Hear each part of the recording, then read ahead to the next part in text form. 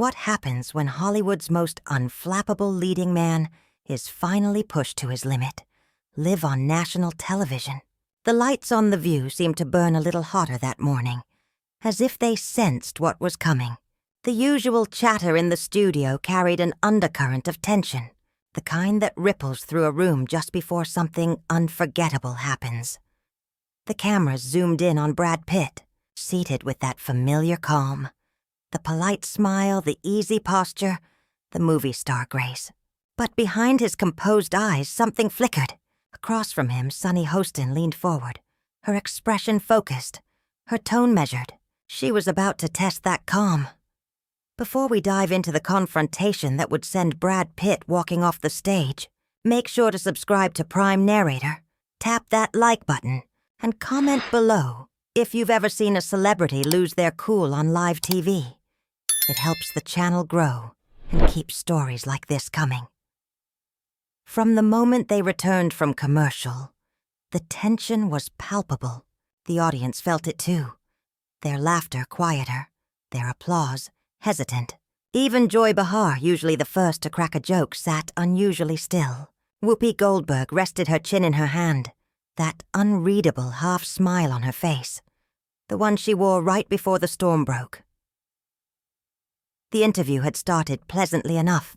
A few laughs about Brad's new film, a nod to his charity work, the kind of easy exchange daytime TV lives on. But then Sunny adjusted her notes, looked Brad dead in the eye, and said quietly, "Brad, you've been celebrated for decades as one of Hollywood's most admired figures, but some people feel you've been selective about the issues you speak up on, especially around accountability in this industry. Do you think that's fair?" The words hit the room like a cold gust of wind. Even the air conditioning seemed to pause. Brad's smile flickered. He inhaled slowly, glanced toward Joy, then back at Sunny. "I think everyone chooses how they use their voice," he said evenly. "Sometimes the best way to make a difference isn't in front of the cameras." Sunny tilted her head slightly. "But don't you think silence, especially from someone with your influence, can be seen as complicity?" A ripple of murmurs spread through the audience. Brad's jaw tightened, barely perceptible. He leaned forward, resting both hands on the table. "I don't think that's fair," he said, voice still calm but carrying a low rumble beneath. "There are conversations that happen privately, away from all this, that matter just as much." Sunny didn't blink. "But the public doesn't see those conversations," she pressed. "What they see is you, sitting back while others take risks. Isn't it easier to stay quiet when others are carrying the weight?" The tension thickened. Whoopi's eyes darted between them. No one dared move. Brad let out a short, hollow laugh. "That's an interesting way to put it," he said. "I don't think staying quiet has ever been easy for me. I just choose my battles." Sunny's tone lowered, calm but cutting. "And don't you think that choice looks a lot like privilege?" A soft gasp rippled through the audience. One voice whispered, "Wow." Brad's expression hardened. He looked down for half a second, then back at Sunny. "Privilege," he repeated slowly. "That's a big word to throw around in a 3-minute segment." Sunny didn't flinch. "Big words for a big issue." Brad straightened, his easy demeanor gone. The relaxed movie star was replaced by something sharper, colder. "You know," he said, voice low, deliberate, "I came here to talk about a film, about projects I care about, not to be lectured on my supposed privilege. I've lived a life of responsibility in my own way. Just because it doesn't fit your narrative doesn't make it less real." The crowd reacted instantly, a mix of gasps and uneasy murmurs. Joy leaned forward, instinctively trying to step in. All right, let's—" But Sunny raised a hand. "I'm not lecturing you, Brad," she said, voice steady but softening slightly. "I'm asking because people look up to you, and when they don't hear you speak up, they wonder if you even see the problem." Brad's fingers tapped against the table. Once, twice. The camera caught it. His breathing had grown heavier. "Maybe," he said finally, his tone edged with frustration.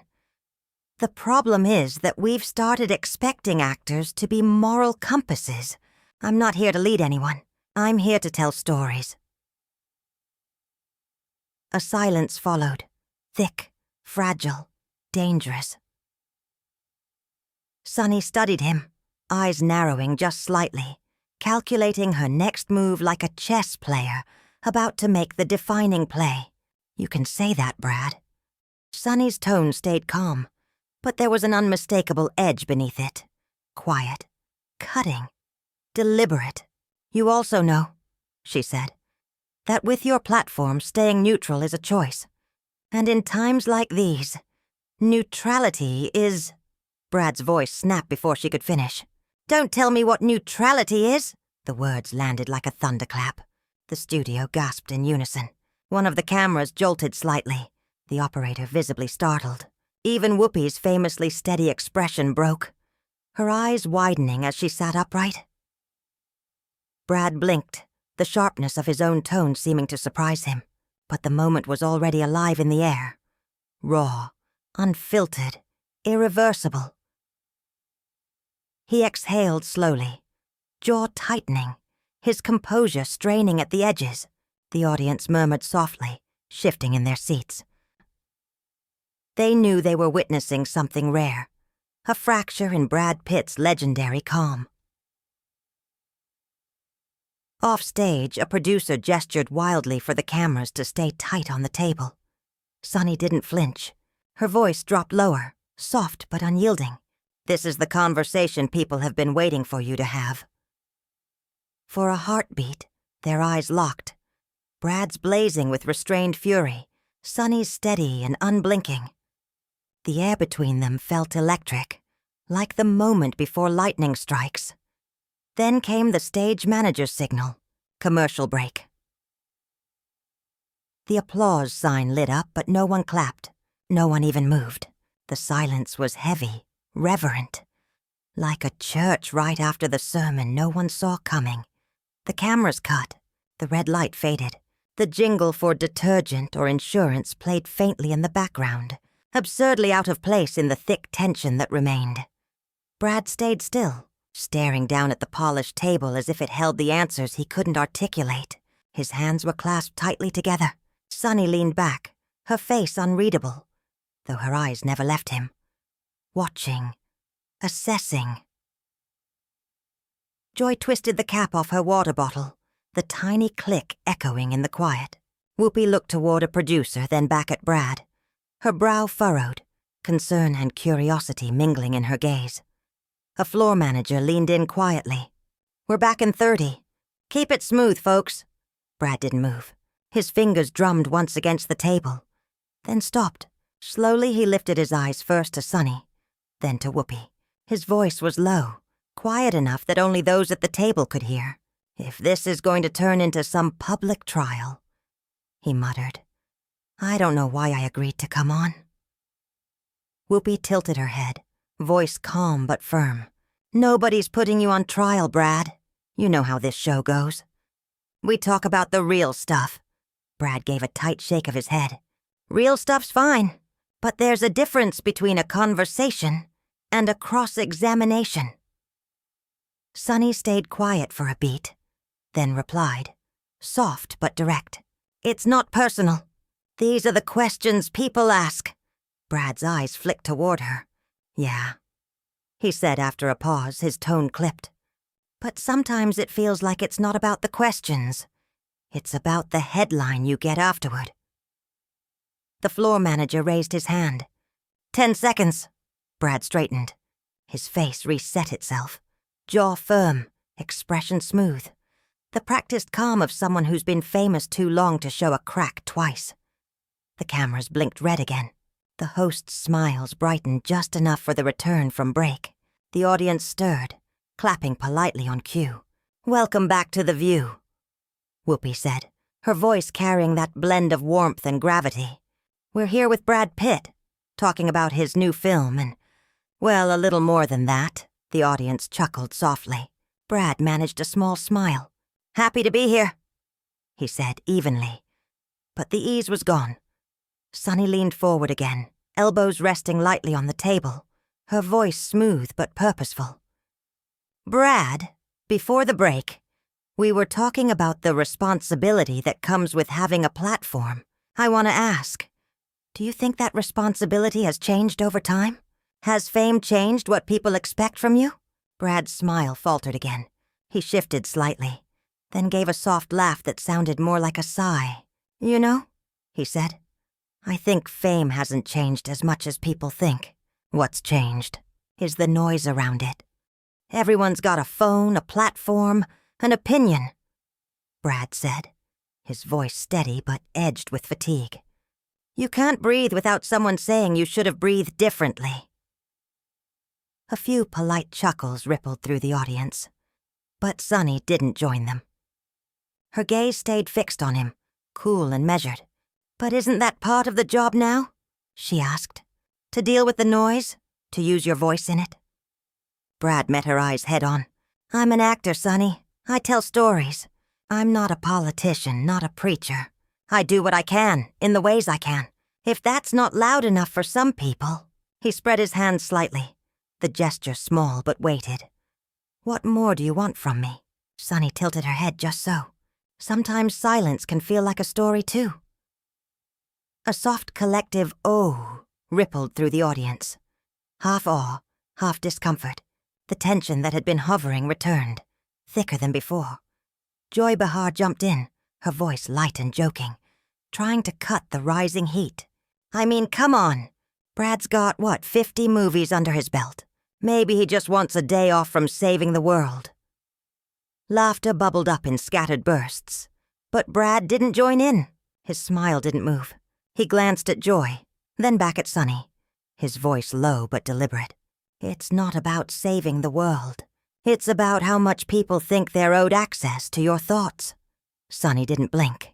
People don't want access to your thoughts, she said quietly. They just want to know if you're standing with them or not. For a heartbeat, Brad didn't respond. His fingers tapped against the table. 1, 2, 3. Before he finally spoke. You know what's funny? I came here to talk about the art, the work. But it's like none of that matters anymore. All that matters is where you stand. His tone had sharpened, the warmth stripped away. The edge in his voice carried all the way to the back row. Art reflects the world we live in, Sunny countered, her tone still calm but unrelenting. People want to know if the artist sees what they see. Brad leaned forward slightly, his hands clasping tighter together. And what if the artist just wants to make something true, without picking a side? Sunny's eyes narrowed by a fraction. Then maybe that artist has the luxury to stay out of the fight. The words landed like quiet thunder. The laughter and chatter evaporated. Even Joy's face turned serious. Brad's jaw tightened, his voice low and simmering. I didn't come here to be called a coward. I didn't call you a coward, Sunny replied gently, though her gaze held firm. I said you have the luxury. That's not the same thing. The silence that followed was heavy, so thick you could hear the faint hum of the cameras, the shuffle of a microphone cord, someone in the back clearing their throat. Brad stared at her for a long moment before leaning back, lips pressed into a thin, unreadable line. Feels the same from where I'm sitting, he muttered. Whoopi stepped in then, her voice steady but edged with quiet authority. All right, let's remember. We're having a conversation here, not a standoff. Brad gave a short, humorless laugh. Sometimes they feel the same.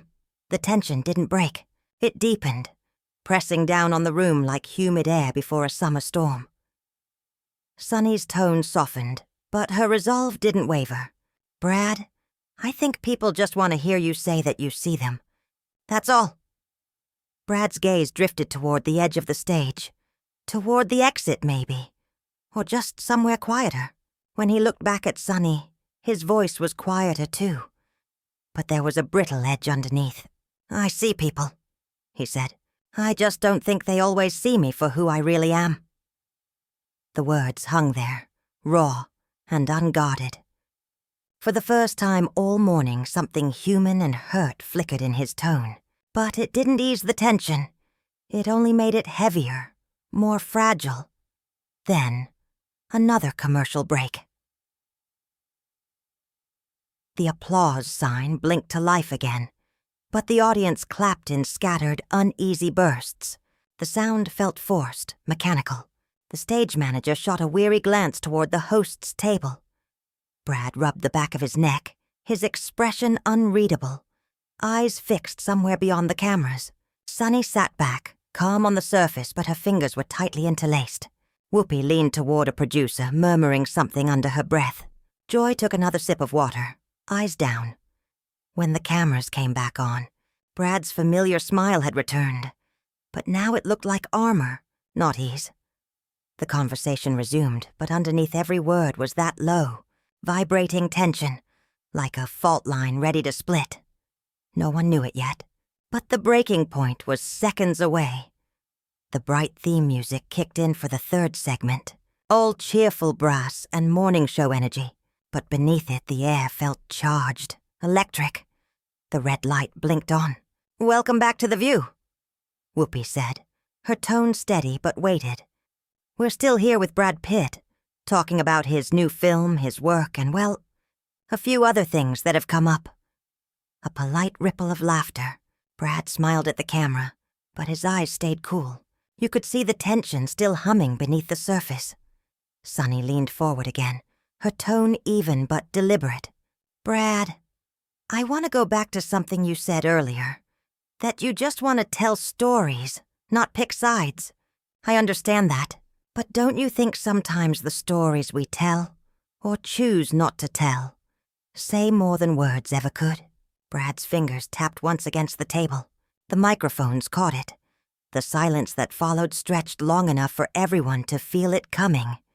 The moment where the mask finally cracks. His smile held steady, but a flicker crossed his eyes. Wary, almost defensive. "I think stories are meant to open doors," he said evenly, his voice calm but clipped. "They're not meant to tell you which door to walk through."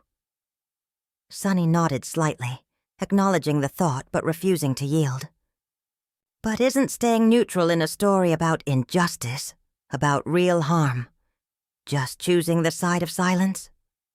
The audience stirred, the quiet broken by the rustle of people leaning forward. The tension wasn't just in the air now.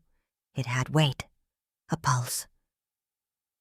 Brad took a slow breath, then met Sunny's gaze. "You know," he began, his tone low but edged, "I've spent my entire career trying to focus on the work. I'm not a pundit. I'm not here to give speeches. But it feels like no matter what I do, someone's waiting to tell me I did it wrong."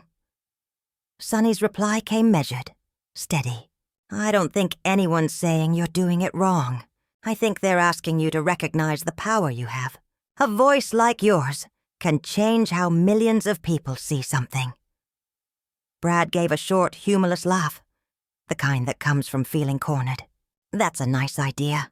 But the truth is, the second you speak up, even with good intentions, you stop being part of the issue. You become the issue. And the conversation dies right there." A ripple of murmurs moved through the studio. Some nodded. Others whispered. The camera caught Joy Behar shifting uncomfortably, her eyes darting between Brad and Sunny. Sunny's tone softened, though her words didn't. "Maybe that's the price of influence. Brad, maybe it's not supposed to be comfortable." Something in Brad's expression changed. His composure slipped. His shoulders tightened. His eyes flashed. "You know what's uncomfortable?" He shot back. "Being judged for not speaking enough, then judged even more when you do. I've seen that movie. I know how it ends." A nervous laugh flickered through the audience, but it died fast. The tension was no longer beneath the surface. It was right there on the table, thick and visible. Whoopi shifted in her chair. "Okay," she said with a careful smile, trying to cut through the weight in the room. "Let's all remember why we're here." But Sunny spoke over her. Not harshly, just firmly. "I think a lot of people just want to know, Brad, When they see injustice, are you standing with them or not? That's not a trap. That's a question. Brad's eyes narrowed. He leaned forward, elbows on the table, his voice dropping low. And I'm saying it's not that simple. Life's not that simple. You don't get to know everything I do behind the scenes. That doesn't mean I'm not standing with the right people. Sunny met his gaze. But you won't say it. That was the spark. Brad's jaw tightened. He straightened, pressing both hands flat on the table. When he spoke again, his voice carried the force of someone who'd finally snapped. Because I'm tired of being told I'm not enough, he said sharply. The studio went still. The silence hit like a held breath. Even the hosts looked frozen. Brad pressed on, the restraint gone from his voice. I've been doing this for decades. I've given my time, my money, my name to causes I believe in. And still, every time I sit here, it's never enough. It's always, say more, do more, prove more. Well, I'm done proving myself to strangers. Sunny's mouth parted, but for once no words came. Her expression softened. Less combative now, more searching. Brad shook his head. His tone dropped, quieter but still sharp. I came here to talk about a film. A film about hope, about resilience. Not to defend myself for not saying the exact words you want to hear. The audience murmured again, louder this time. Some looked sympathetic, others looked uneasy. Sunny finally spoke, her voice low. I hear you, I do.